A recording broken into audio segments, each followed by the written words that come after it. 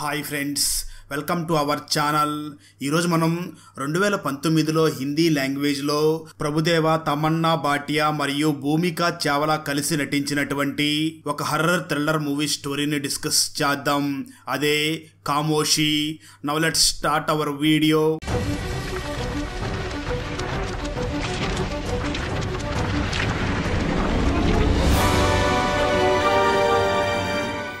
Open చేస్తే ఆనంద్ అనే ఒక వ్యక్తి తన కార్ని పెట్రోల్ నింపడానికి పెట్రోల్ బంక్కి తీసుకుని వస్తాడు. పెట్రోల్ నింపుకున్న తర్వాత మనీ ఇవ్వడానికి కారు లోపలికి వెళ్తాడు. అప్పుడు పెట్రోల్ బంకు ఓనర్ తన వైఫ్ను కొడుతూ ఉంటాడు. అది గమనించిన దేవ్ వెంటనే ఆ పెట్రోల్ బంకు ఓనర్ని అక్కడే చంపేసి తన వైఫ్ని కాపాడతాడు. ఆ తర్వాత దేవ్ కారులో కూర్చుని అక్కడి నుంచి కొంచెం దూరం వెళ్తాడు. అప్పుడు దారిలో దేవుని తన నాన్న కలుస్తాడు. నాన్న దేవ్ కోసం 1 అవర్ నుంచి అక్కడ వెయిట్ చేస్తూ ఉంటాడు. నాన్న దేవుని చూసి, ఇంత లేట్ ఎందుకు అయ్యింది, నీ చేతికి బ్లడ్ అంటుకుని ఉందేమిటి, మనం ఈ రోజు కోసం చాలా రోజుల నుంచి వెయిట్ చేస్తున్నాం, ఇదంతా నేను నీ కోసమే చేస్తున్నాను అని చెప్తాడు. మరోవైపు సురభి అనే ఒక అమ్మాయి తన ఇంటి బయట పెయింటింగ్ వేస్తూ ఉంటుంది. సురభి పుట్టినప్పటి నుంచి మోగా మరియు చెవిటితో బాధపడుతూ ఉంటుంది. అయితే సురభి లిప్ రీడింగ్ చేసి ఎదుటి వారి మాటల్ని అర్థం చేసుకుంటూ ఉంటుంది. ఆ తర్వాత సురభి ఇంట్లో పని మనిషి సురభి దగ్గరికి వచ్చి, మిస్టర్ అండ్ మిస్సెస్ దేశాయ్ మిమ్మల్ని కలవడానికి వచ్చారు, అలాగే వారితో పాటు ఆనంద్ కూడా వచ్చాడు అని చెప్తుంది. ఈ ఆనంద్ సురభి లాయర్. ఆ తర్వాత సురభి వాళ్ళని కలవడానికి వెళ్తుంది. అప్పుడు ఆనంద్ కిషోర్ దేశాయ్ని చూసి, అబా సురభిని ఈ ఎస్టేట్ కి ఒక ట్రస్టీ మెంబర్ ని చేసింది అని చెప్తాడు.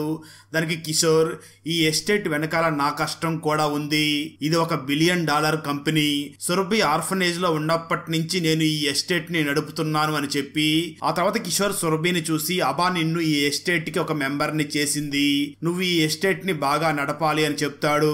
సురభి వెంటనే ఒక మొబైల్ ని తీసుకుని అందులో మీ ప్రపోజల్ ని నేను ఎప్పటికీ ఒప్పుకోలేను అని చెప్పి మెసేజ్ ద్వారా చూపిస్తుంది. దాంతో మిస్టర్ అండ్ మిస్సెస్ దేశాయ్ ఇద్దరు కూడా అక్కడి నుంచి వెళ్లిపోతారు. ఆ తర్వాత సురభి తన అమ్మని గుర్తు చేసుకుంటుంది. సురభి అమ్మ సురభి చిన్నతనంలో ఉన్నప్పుడు సురభిని చూసి, నువ్వు ఏదైనా పనిని నిజాయితీగా చెయ్యాలి అనుకున్నప్పుడు అస్సలు భయపడకూడదు అని చెప్పి ఉంటుంది. నిజానికి సురభి ఆ ఎస్టేట్ లో ఇలాగే ఇంకొక ఆర్ఫనేజ్ ను కూడా నడపాలి అనుకుంటూ ఉంటుంది. దానివల్ల చాలా మంది అనాథ పిల్లలకి హెల్ప్ అవుతుంది అనుకుంటూ ఉంటుంది. మరో పక్క దేవ్ పెట్రోల్ నింపడానికి వెళ్లిన ఆ పెట్రోల్ బంక్ కి పోలీసులు వచ్చి ఉంటారు. అప్పుడు అక్కడ ఉన్న ముస్తాక్ అనే పోలీస్ తన కొలీగ్స్ ని చూసి, ఈ కేసు గురించి నాకు అప్డేట్ ఇస్తూ ఉండండి అని చెప్పి అక్కడి నుంచి వెళ్లిపోతాడు. మరోవైపు దేవ్ మరియు దేవ్ నాన్న ఒక హోటల్లో లంచ్ చేస్తూ ఉంటారు. అదే సమయంలో ఆ హోటల్లో ఉన్న టీవీలో ఆ పెట్రోల్ బంక్ గురించి న్యూస్ వస్తూ ఉంటుంది. అదే దేవ్ చంపిన ఆ వ్యక్తి గురించి న్యూస్ వస్తూ ఉంటుంది. ఇదంతా చూసిన దేవ్ నాన్న వెంటనే దేవుని చూసి, ఈ హత్య నువ్వే చేశావా అని అడుగుతాడు. దాంతో దేవ్, అతను అమ్మాయిని ఇబ్బంది పెట్టాడు అందుకే చంపేశా అని అంటాడు. దాంతో దేవ్ నాన్న దేవుని చూసి, అమ్మాయిల్ని నమ్మొద్దని నీకు ఎన్నిసార్లు చెప్పాను, అయినా నువ్వు నా మాట ఎప్పుడు విన్నావు గనుక, అయినా మనం ఇక్కడికి ఎందుకు వచ్చామని గుర్తు చేస్తాడు. నిజానికి సురభి ఉండే ఎస్టేట్ కి దేవుకి సంబంధం ఉంటుంది. అందుకే దేవ్ మరియు దేవ్ నాన్న అక్కడికి వెళ్ళబోతూ ఉంటారు. మరి వాళ్ళ ప్లాన్ ఏమిటి అనేది మనకు ముందు ముందు తెలుస్తుంది. మరో పక్క ఆ ఎస్టేట్ లో పనిచేసే పని మనిషి లాయర్ ఆనంద్ ని కలిసి సురభి ఆ ఎస్టేట్ ని ఆర్ఫనేజ్ లాగా మార్చేస్తుంది. అప్పుడు చాలా మంది అనాథల జీవితాలు కూడా మారిపోతాయి అని చెప్తుంది. ఆ తర్వాత దేవ్ మరియు దేవ్ నాన్న సురభి ఎస్టేట్ కి రీచ్ అవుతారు. ఆ రోజు రాత్రి ఆనంద్ ఆ ఎస్టేట్ పేపర్స్ ని తీసుకుని వచ్చి సురభికి ఇస్తాడు. ఆ పేపర్స్ లో సురభి ఆ ఎస్టేట్ ని ఆర్ఫనేజ్ వాళ్ళకి ఇస్తున్నట్లుగా ఉంటుంది. ఆ తర్వాత సురభి ఆ పేపర్స్ మీద సైన్ చేస్తుంది. అప్పుడు ఆనంద్ సురభిని చూసి, నేను ఈ పేపర్స్ ని రేపు మెజిస్ట్రేట్ కి సబ్మిట్ చేస్తాను అని చెప్పి బయటికి వస్తాడు. బయటికి రాగానే ఆనంద్ కి చాలా కుక్కలు అరిచే శబ్దం వినిపిస్తుంది. అప్పుడు 2 కుక్కలు ఆనంద్ వైపు వేగంగా పరిగెత్తుకుంటూ వచ్చి ఎదురుగా ఉన్న చెట్ల పొదల్లోకి వెళ్తాయి. అప్పుడు ఒక కుక్కని ఎవరో ఆ పొదల్లో నుంచి కాల్చి చంపేస్తాడు. ఇదంతా ఆనంద్ చూసి మళ్ళీ కారు ఎక్కి అక్కడి నుంచి భయపడి పారిపోవడానికి ట్రై చేస్తాడు.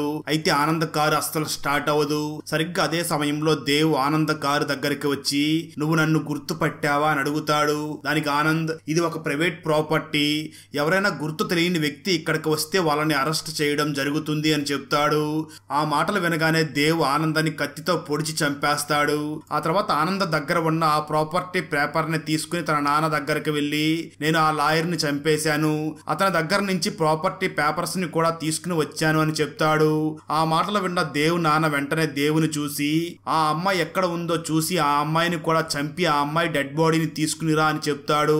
కానీ దేవ్ నిర్దోషులను అమాయకులను అస్సలు చంపడు, మరీ ముఖ్యంగా అమ్మాయిల్ని అసలు చంపడు. దాంతో దేవ్ తన నాన్నని చూసి ఆ అమ్మాయిని చంపే అవసరమే లేదు, ఎందుకంటే ఆమె చెవిడిది మోగది అని అంటాడు. ఆ మాటలు విన్న దేవ్ నాన్న దేవుని చూసి నీకు అమ్మాయిల మీద నేరం మోపకూడదు అని నీకు అనిపిస్తుంది కదా, మరి మీ అమ్మ మనకి ఏం చేసింది అని గుర్తు చేస్తాడు. స్టోరీ గతానికి వెళ్తుంది. దేవ్ చిన్నప్పుడు దేవ్ సైలెంట్ గా కూర్చుని ఉన్నప్పుడు దేవ్ నాన్న దేవ్ దగ్గరికి వచ్చి మీ అమ్మ మనల్ని వదిలేసి వెళ్ళిపోయింది, ఇదంతా నీ వల్లనే జరిగింది, ఎందుకంటే నువ్వు పుట్టినప్పటి నుంచి మా లైఫ్ పాడైపోయింది అని చెప్తాడు. స్టోరీ ప్రజెంట్ కి వస్తుంది. ఆ తర్వాత దేవ్ నాన్న దేవుని చూసి ఈ ఎస్టేట్ మనది, ఒకవేళ సురభి ఇక్కడే ఉంటే ఆ తర్వాత ఈ ప్రాపర్టీని తన పేరు మీదకి మార్చుకోగలదు, అందువల్ల నువ్వు తనని చంపు అని దేవుని పంపిస్తాడు. అదే సమయంలో పని మనిషి ఇంట్లోని కిచెన్ లో ఫుడ్ ని ప్రిపేర్ చేస్తూ ఉంటుంది. అప్పుడు ఆ ఇంట్లోకి ఇన్స్పెక్టర్ ముస్తాక్ వచ్చి ఆ పని మనిషిని చూసి దగ్గరలో ఉన్న పెట్రోల్ బంకు దగ్గర ఒక వ్యక్తిని చంపేశారు, ఒకవేళ ఇక్కడ ఎవరైనా కొత్త వాళ్ళని చూస్తే వెంటనే కాల్ చేసి చెప్పు, అలాగే ఈ విషయాన్ని జేమ్స్ కూడా చెప్పు అని అంటాడు. నిజానికి జేమ్స్ ఆ ఇంటి కేర్ టేకర్, తను ప్రస్తుతానికి బయటికి వెళ్లి ఉంటాడు. ఆ తర్వాత ఆ పని మనిషి సురభి దగ్గరికి వెళ్తుంది. సురభి అప్పుడు పెయింటింగ్ వేస్తూ ఉంటుంది. పని మనిషి సురభిని చూసి వెళ్లి స్నానం చెయ్యి అని చెప్పి సురభికి చెప్తుంది.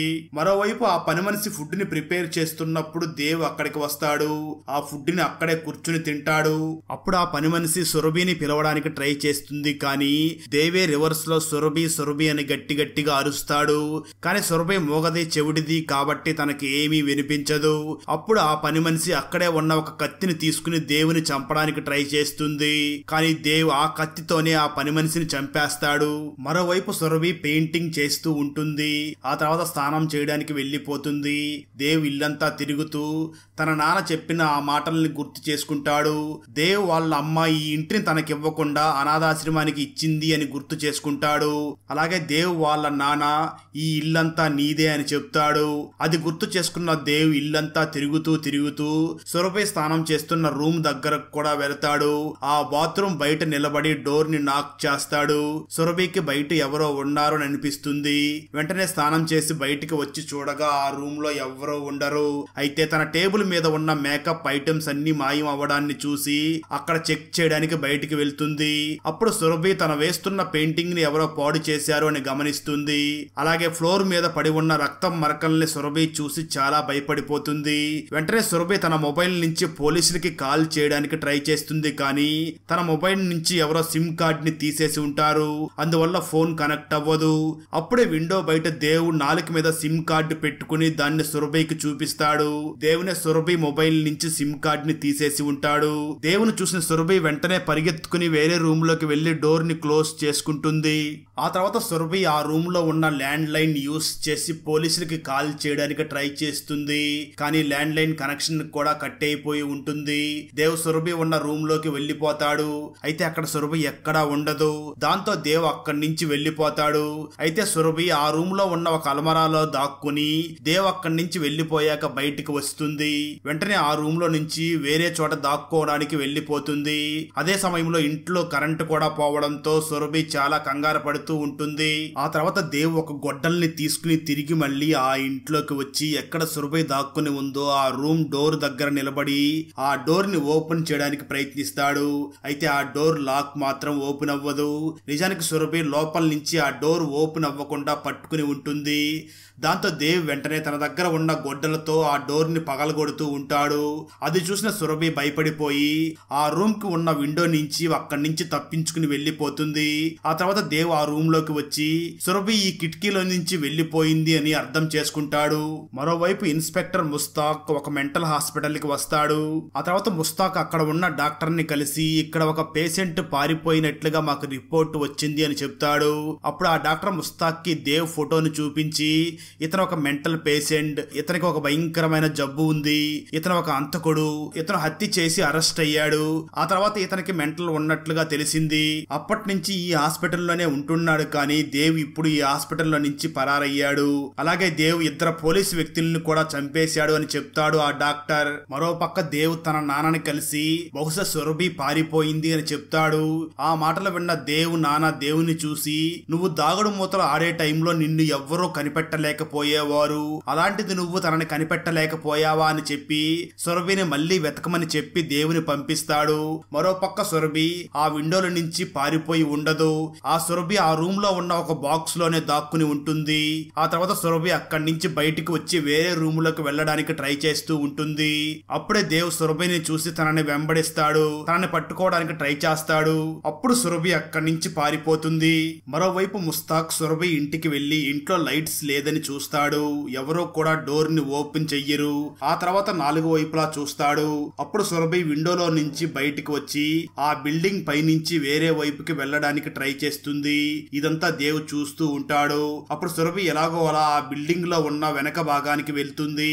ఆ తర్వాత సురభి ఆ వెనక భాగంలోకి వెళ్లి ఒక రూమ్ లోకి వెళ్లి దాక్కుంటుంది. దేవ్ సురభినే వెతుకుతూనే ఉంటాడు. మరోవైపు ఇన్స్పెక్టర్ ముస్తాక్ కూడా ఆ ఇంట్లోకి వెళ్లి వాళ్ళని వెతుకుతూ ఉంటాడు. వెంటనే ఒక డోర్ ని ఓపెన్ చేసి లోపలికి వెళ్తాడు. అప్పుడే అక్కడికి దేవ్ వచ్చి ఇన్స్పెక్టర్ చేతిలో ఉన్న గన్నుని లాగేసుకుని ఆ గన్నుతోనే దేవ్ ఇన్స్పెక్టర్ ని చంపేస్తాడు. మరోవైపు సురభి ఒక సొరంగం నుంచి ఆ ఇంటికి ఎలక్ట్రిసిటీ కనెక్షన్ వచ్చే ప్లేస్ కి వెళ్తుంది. అదే సమయంలో సురభి ఇంటికి కిషోర్ కూడా వస్తాడు. కిషోర్ వెంటనే డోర్ ని నాక్ చేస్తాడు. అప్పుడు కిషోర్ ఎదురుగా దేవ్ వస్తాడు. కిషోర్ కి దేవ్ ఒక పోలీస్ ఆఫీసర్ అని అనిపిస్తుంది. కానీ దేవ్, నేను పోలీస్ ఆఫీసర్ ని కాను, నేను ఇక్కడికి ఆడుకోవడానికి వచ్చాను అని చెప్తాడు. ముందుగా కిషోర్ కి దేవ్ చెప్పింది ఏమీ అర్థం కాదు. ఆ తర్వాత కిషోర్ దేవుని చూసి సురభి గురించి అడుగుతాడు. దాంతో దేవ్ వెంటనే కిషోర్ ని చూసి, కొంచెం సేపు ఆగండి, నేను తనని మీ దగ్గరికి తీసుకుని వస్తాను అని చెప్తాడు. మరోవైపు సురభి ఆ ఎలక్ట్రిసిటీ కనెక్షన్ ని సరి చేస్తుంది. దాంతో ఇల్లంతా కూడా కరెంటు వచ్చి లైట్స్ అన్ని కూడా ఆన్ అవుతాయి. అప్పుడే సురభి పక్కనే తన ఇంట్లో పనిచేసే ఆ పని మనిషి డెడ్ బాడీ ఉంటుంది. సురభి ఆమెను చూసి చాలా ఎక్కువగా ఏడవడం మొదలు పెడుతుంది. ఆ పని మనిషి చేతిలో సురభికి ఒక గోల్డ్ కాయిన్ సగం విరిగింది కనిపిస్తుంది. అప్పుడు సురభి గతంలో తన అమ్మ చెప్పిన మాటల్ని గుర్తు చేసుకుంటుంది. సురభి అమ్మ ఆఖరి రోజుల్లో సురభిని చూసి, నేను నీకు జన్మనిచ్చిన అమ్మని కాదు, నాకు ఆల్రెడీ ఒక కొడుకు ఉన్నాడు, కానీ నేను అతన్ని వదిలేసి వచ్చాను. అతని దగ్గర కూడా ఈ గోల్డ్ కాయిన్ హాఫ్ భాగం ఉంటుంది. ఒకవేళ నీకు ఈ కాయిన్ హాఫ్ భాగం దొరికితే నా కొడుకు నిన్ను చంపడానికి వచ్చాడు అని అర్థం చేసుకో, నీ దగ్గర నుంచి ఇదంతా లాగేసుకోవడానికి వచ్చాడు అని అర్థం చేసుకో అని చెప్పి ఉంటుంది. సురభి ఆ హాఫ్ కాయిన్ భాగమును చూసి, నన్ను చంపడానికి వచ్చిన ఇతను అమ్మ చెప్పిన ఆ వ్యక్తి అయి ఉంటాడు అని అర్థం చేసుకుంటుంది. ఆ తర్వాత సురభి ఒక గడ్డపారను తీసుకుని ఇల్లంతా దేవ్ కోసం వెతుకుతూ ఉంటుంది. అప్పుడు కిషోర్ డోర్ నాక్ చేయడాన్ని చూసి సురభి ఆ డోర్ ని ఓపెన్ చేస్తుంది. కానీ దేవ్ కిషోర్ వెనకాలే ఉండి వెంటనే కిషోర్ ని చంపేస్తాడు. ఆ తర్వాత సురభి అక్కడి నుంచి పరిగెత్తి వేరే రూమ్ లోకి వెళ్లి దాక్కుంటుంది. కానీ దేవ్ ఆ రూమ్ లోకి వెళ్లి డోర్ ని ఓపెన్ చేయగానే సురభి తన దగ్గర ఉన్న ఆ గడ్డపార దేవు మీద దాడి చేస్తుంది. దానివల్ల దేవుకి కొన్ని గాయాలు కూడా అవుతాయి. ఆ తర్వాత సురభి ఇంటి నుంచి బయటికి పరిగెత్తుతూ తన లాయర్ కూడా తన కారులో చనిపోయి ఉండడాన్ని సురభి చూస్తుంది. ఆ తర్వాత సురభి అక్కడి నుంచి పరిగెత్తి యానిమల్ హౌస్ లోకి వెళ్తుంది. అప్పుడే అక్కడికి జేమ్స్ కూడా వస్తాడు. సురభి జేమ్స్ కి ఎవరో ఇక్కడికి వచ్చి నన్ను చంపడానికి ట్రై చేస్తున్నారు అని చెప్పడానికి ట్రై చేస్తూ ఉంటుంది. అప్పుడే దేవ్ అక్కడికి వెళ్తాడు. దాంతో జేమ్స్ దేవుని చూసి ఇక్కడి నుంచి వెళ్లిపో అని చెప్తాడు. ఆ తర్వాత జేమ్స్ మరియు దేవుల మధ్య ఫైట్ జరుగుతుంది. జేమ్స్ ఒక పెద్ద ఆయుధాన్ని తీసుకుని దేవు మీద దాడి చెయ్యాలి అనుకుని దాడి చెయ్యగా పొరపాటుగా దాని వల్ల సురభికి గాయం అవుతుంది. దేవ్ ఆ ఆయుధంతోనే జేమ్స్ ని చంపేస్తాడు. సురభి ప్రాణ భయంతో పరిగెడుతూ తన తోట దగ్గరికి వెళ్తుంది. అలాగే సురభిని ఫాలో చేస్తూ దేవు కూడా అక్కడికి చేరుకుంటాడు. సురభి ఆ తోట పైన ఉన్న గాజు గ్లాసెస్ ని కిందకి పడేలాగా చేస్తుంది. అప్పుడు పైనుంచి ఆ గాజు అద్దాలన్నీ దేవు మీద పడతాయి. అయితే దేవు తనను తాను కాపాడుకుంటాడు. అయితే సురభి మాత్రం అక్కడి నుంచి పరిగెడుతూ తన రూమ్ వైపు వెళ్తూ ఉంటుంది. దేవ్ సురభినే ఫాలో అవుతూ ఉంటాడు. సురభి దగ్గర ఒక పాత గన్ను ఉంటుంది. దాంతో సురభి ఆ గన్నుతో దేవుని షూట్ చేయడానికి ట్రై చేస్తుంది. కానీ ఆ గన్ను నుంచి బుల్లెట్ అస్సలు బయటికి రాదు. దేవ్ సురభిని చంపడానికి తన దగ్గరికి వచ్చేస్తూ ఉంటాడు. అప్పుడు సురభి గన్లో నుంచి బుల్లెట్ బయటికి వచ్చి దేవ్ చెవులకి దగ్గర నుంచి వెళ్తుంది. దానివల్ల దేవ్కి అసలు ఏమీ వినబడదు. ఆ తర్వాత దేవ్ వాళ్ళ నాన్న దగ్గరికి వెళ్తాడు. దేవ్ వాళ్ళ నాన్న దేవుని చూసి ఆ అమ్మాయి శవం ఎక్కడ ఉంది అని అడుగుతాడు. దానికి దేవుకి చాలా కోపం వచ్చి దేవ్ తన నాన్ననే చెంపదెబ్బ కొడతాడు. ఆ తర్వాత దేవ్ తన నాన్నని చూసి, మీరు నా చిన్నతనంలో ఇలానే చెంపదెబ్బలు కొట్టారు. ఒకవేళ మీరు నన్ను ప్రేమించి ఉంటే నన్ను కొట్టేవారు కాదు అని చెప్తాడు. ఆ మాటలు విన్న దేవ్ నాన్న అది ప్రేమ అని చెప్తాడు. అప్పుడు దేవుకి ఇంకా కోపం వచ్చి, లేదు మీరు నన్ను ద్వేషించే వాళ్ళు అని చెప్తాడు. అప్పుడు దేవు నాన్న దేవుని చూసి, ఒకవేళ అదే నిజమైతే నేను నీ ఎదురుగా ఉన్నాను, వచ్చి నన్ను కూడా చంపేయి అని అంటాడు. దాంతో దేవు తన నాన్న గొంతుని కూడా నులుముతూ ఉంటాడు. అప్పుడు దేవు నాన్న, నువ్వు కూడా మీ అమ్మలాగా తయారయ్యావు అని అంటాడు. ఆ మాటలు దేవ్ విని వెంటనే గొంతు నులమడాన్ని వదిలేసి తిరిగి మళ్ళీ సురభిని వెతకడానికి ఆ ఇంట్లోకి వెళ్తాడు. సురభికి అసలు ఏం చెయ్యాలో ఏమీ అర్థం కాదు. అప్పుడు సురభి వెనకాలే దేవ్ వస్తాడు. దాంతో సురభి దేవు చెవుల మీద దాడి చేస్తుంది. వెంటనే ఒక ఐరన్ రాడ్ తీసుకుని దేవుని కొడుతుంది. అయితే దేవు సురభి దగ్గర నుంచి ఆ ఐరన్ రాడ్ ని తీసుకుని సురభిని బయటికి తోసేస్తాడు. దానివల్ల సురభికి గాయాలవుతాయి. అప్పుడే అక్కడికి దేవు నాన్న వచ్చి దేవుని చూసి, ఈ అమ్మాయిని చంపు, ఎందుకంటే మీ అమ్మ నిన్ను వదిలేసి ఈ అమ్మాయిని పెంచుకుంది, ప్రాపర్టీ మొత్తం ఈ అమ్మాయి పేరు మీద రాసేసింది అని చెప్తాడు. ఆ తర్వాత దేవు నాన్న అక్కడి నుంచి మాయమవుతాడు. అయితే ట్విస్ట్ ఏమిటి అంటే నిజానికి దేవు చిన్నతనంలోనే తన నాన్న తనని బాగా కొడుతున్నాడు అని దేవు వాళ్ళ నాన్నని కూడా చంపేసి ఉంటాడు. ఇప్పుడు ప్రెజెంట్ వాళ్ళ నాన్న తనకి కనిపిస్తున్నట్లుగా ఊహించుకుంటూ ఉంటాడు దేవ్. ఆ తర్వాత దేవ్ సురభి గొంతుని నిలుముతూ ఉండగా అక్కడికి కిషోర్ వైఫ్ వచ్చి దేవుని షూట్ చేస్తుంది. దేవ్ గాయపడి కింద పడిపోతాడు. అప్పుడే సురభి కిషోర్ వైఫ్ ను చూసి, ఇతనే నీ భర్తను చంపేశాడు అని చెప్తుంది. అప్పుడే కిషోర్ వైఫ్ అసలైన ట్విస్ట్ ని రివీల్ చేస్తుంది. ఈ దేవ్ ఒక పిచ్చివాడు, నేనే అతన్ని హాస్పిటల్ నుంచి పారిపోవడానికి సహాయం చేశాను, ఎందుకంటే తను వచ్చి నిన్ను చంపేస్తే ఈ ప్రాపర్టీ మొత్తం నాకే సొంతం అవుతుంది అని నేను కిషోర్ కి చెప్పాను. కానీ కిషోర్ అందుకు ఒప్పుకోలేదు, అందుకే అతను చనిపోయాడు అని చెప్తుంది. అప్పుడే దేవ్ లేచి కిషోర్ వైఫ్ వెనక నుంచి పట్టుకుని మెడ తిప్పి ఆమెను కూడా అక్కడే చంపేస్తాడు. అప్పటికే దేవ్ చాలా పూర్తిగా గాయపడి ఉంటాడు. దేవ్ చనిపోయే చివరి క్షణాల్లో సురభిని చూసి, నువ్వు ఈసారి బ్రతికిపోయావు అని చెప్పి చనిపోతాడు. అలా సురభి బ్రతికిపోతుంది. ఇక్కడతో కామోషి మూవీ ఎండ్ అవుతుంది. ఫ్రెండ్స్, వీడియో నచ్చినట్లయితే లైక్ చేసి ఒక చిన్న కామెంట్ చేస్తే మాకు నెక్స్ట్ వీడియో చేయడానికి ఎంకరేజింగ్ గా ఉంటుంది. అలాగే ఛానల్ ని సబ్స్క్రైబ్ చేసి పక్కనే ఉన్న బెల్ ఐకాన్ ని క్లిక్ చేసి సపోర్ట్ చేయండి. Thanks for watching. జై హింద్.